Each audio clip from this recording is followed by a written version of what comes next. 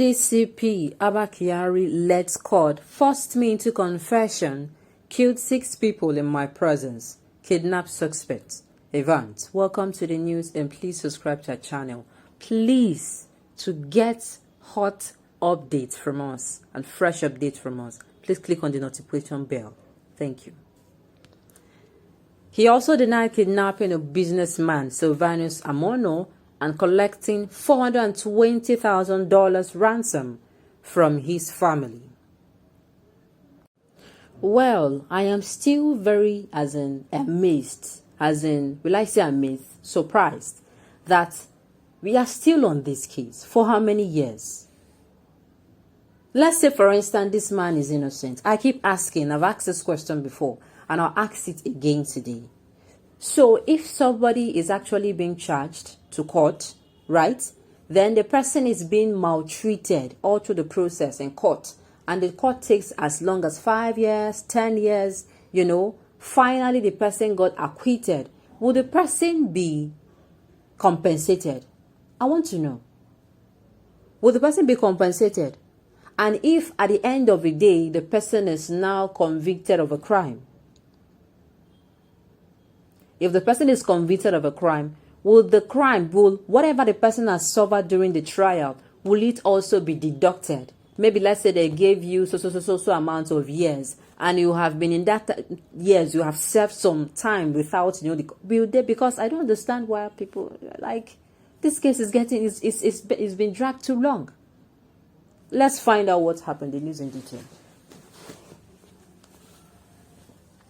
Suspected kidnap kingpin Chukwudimeme Onwumadike, alias EVANS, on Friday told an Ikeja Special Offences Court that his eyes saw held in the hands of suspended Deputy Commissioner of Police ABBA KYARI and his boys.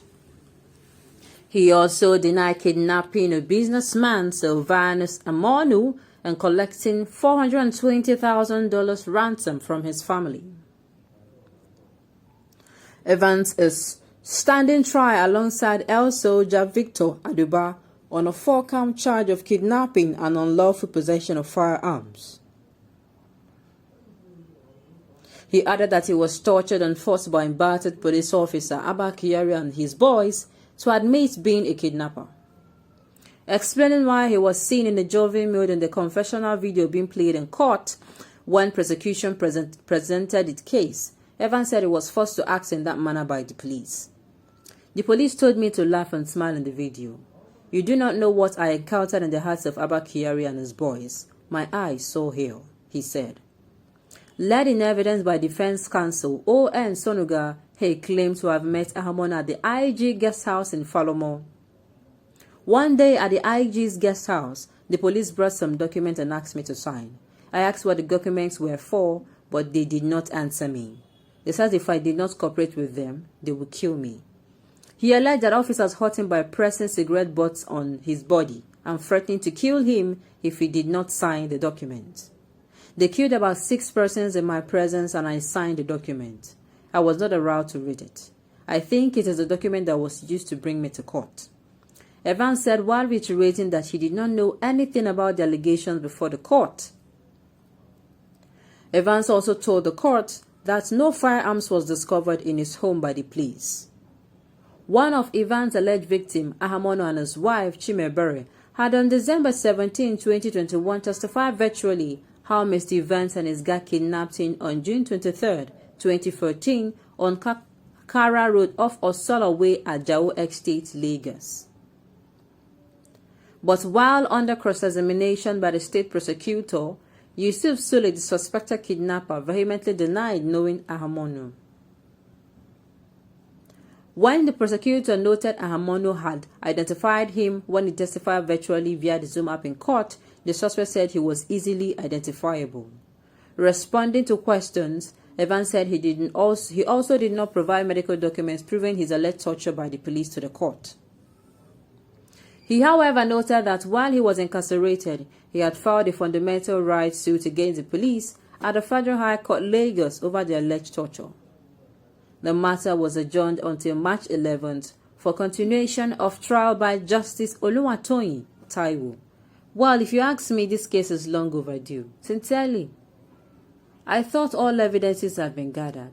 And about the torture, well, I think it is recently that they started saying it has been signed into law, though I don't know if it is going to be existing as just, any of our laws. Most of our laws exist only on ink and paper.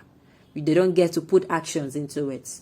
So a new particular bill was passed into law that police officers should not torture their suspects until that. You don't even get to torture them.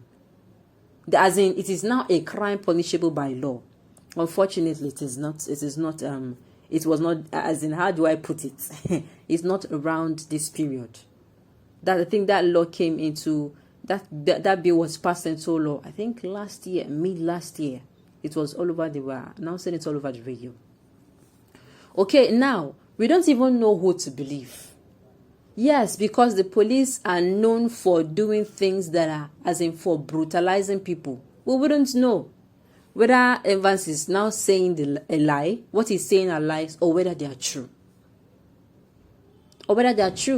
We all know in this part of the world how things are, how the police do things, like how they carry out their duties.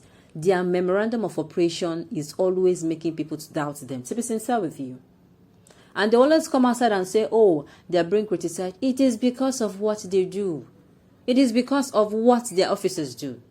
I mean, I'm one of those people that said, you know what, even the police, the military, in fact, every paramilitary organization or firm in Nigeria should be overhauled.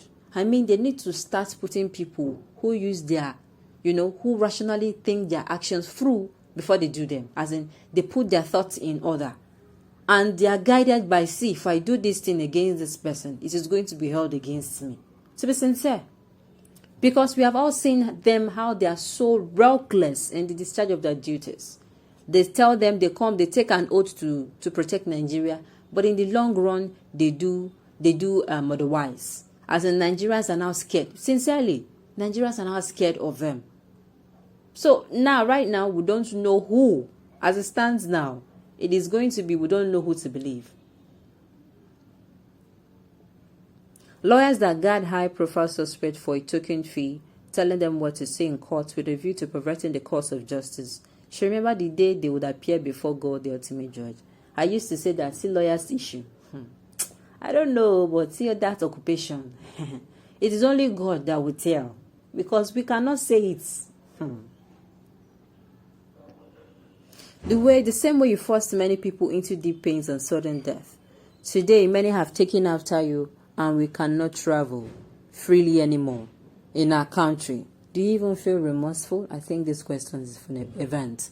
Okay, on this note, we have come to the end of the news. We say thank you for tuning in to listen. Until I come your way next time, enjoy the rest of the day.